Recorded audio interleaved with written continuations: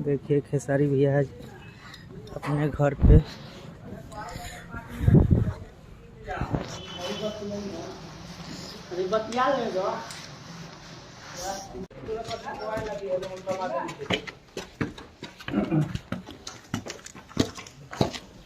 मैं इसीलिए प्लास्टर अभी अब चाहिए नहीं जुड़वाता था कि आप लोग के हिसाब से जुड़वाता जुड़वा देता हूँ।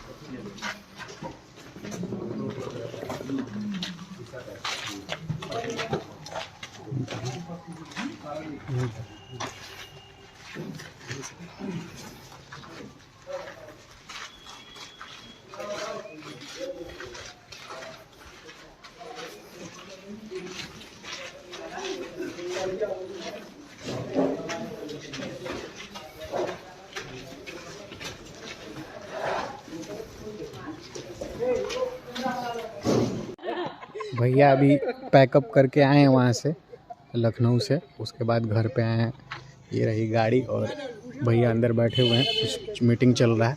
और ये घर का भी अपना मतलब देखने के लिए कितना काम प्रोग्रेस पे गया हुआ है, उसके लिए भी आए हुए हैं भैया। और ये कुछ उनके कुछ करीबी लोग इधर हैं और भैया का एक मीटिंग चल रहा है घर के ही लेके, तो वो अभी बिजी हैं। आप लोगों को इसी वीडियो में देखने के लिए मिलेगा भैया को निरीक्षण करते हुए घर का।